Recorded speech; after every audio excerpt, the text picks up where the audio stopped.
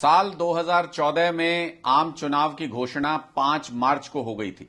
साल 2019 में आम चुनाव की घोषणा 10 मार्च को हो गई थी। अमूमन अप्रैल मई के महीने में भारत में चुनाव होते हैं, आम चुनाव होते हैं, लेकिन इस बार अभी तक चुनावों के कार्यक्रम की घोषणा नहीं की गई है। चुनाव आयोग से एक चुनाव आयुक्त ने अभी अभी इस्तीफा दे दिया है, सिर्फ मुख्य चुनाव आयुक्त बचे हैं। और जिस तरीके से पूरा का पूरा कार्यक्रम डिले किया जा रहा है, उससे लग रहा है कि मोदी जी की चुनावी घोषणाओं के लिए समय दिया जा रहा है। मोदी जी चुनावी घोषणाएं पूरी कर लें देश में घूम के, उसके बाद चुनावों के कार्यक्रम की घोषणा होगी। पूरे सिस्टम को ताक पर रख दिया इस सरकार ने। पूरे सिस्टम को हाईजैक करने की प्रयास मोदी सरकार कर रही है।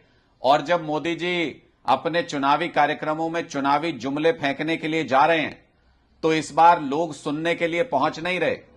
मोदी जी गुड़गांव में आज कई सारी चुनावी घोषणाएं करने के लिए पहुंचे थे, लेकिन सुनने के लिए रैली में लोग नहीं थे, जनता नदारद थी। यह अलग बात है कि पूरे सिस्टम को ताक पर रख करके 1300 सरकारी बसों को इस ड्यूटी पर लगाया गया कि मोदी जी के लिए भीड़ जुटानी है। जैसे अमित शाह जी जब आए थे तो हजारों बसों को उस टाइम भी सरकारी बसों को ड्यूटी पे लगा दिया गया कि पूरी तरह से भीड़ जुटानी है, लेकिन उसके बावजूद भी भीड़ नहीं जुट रही है। लेकिन सरकारी बसों के रैलियों में लगाने की वजह से मोदी जी लोगों को तकलीफ हो रही है। मोदी जी जब भी अमित शाह जी, मोदी जी जब भी हरियाणा आते हैं तो हरियाणा के लोगों को तकलीफ, दिक्कत दे के जाते हैं। मोदी जी की रैली गुड़गांव में, लेकिन पूरे हरियाणा में आज सरकारी बसों की कमी से जूझना पड़ा। लोगों को आवाजाही में दिक्कत हुई, चाहे वो युवा हो, महिलाएं हो या बुजुर्ग हो, सबको आवाजाही में आज दिक्कत का सामना करना पड़ा।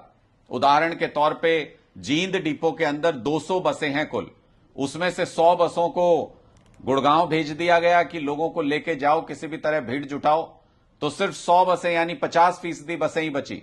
इसी तरह से सोनीपत में, रोहतक में भी 184-85 बसें हैं कुल, उसमें से 75 बसें ड्यूटी पे भेज दी गई।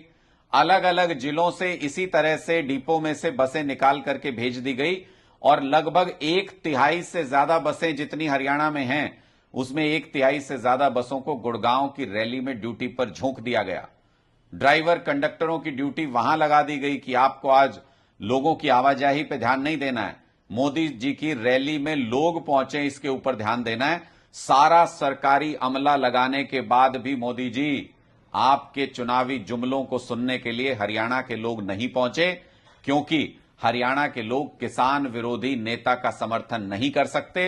हरियाणा के लोग किसान विरोधी सरकार को सहन नहीं कर सकते। इस बार हरियाणा के अंदर 10-0 होगा, इंडिया जीतेगा, बीजेपी हारेगी।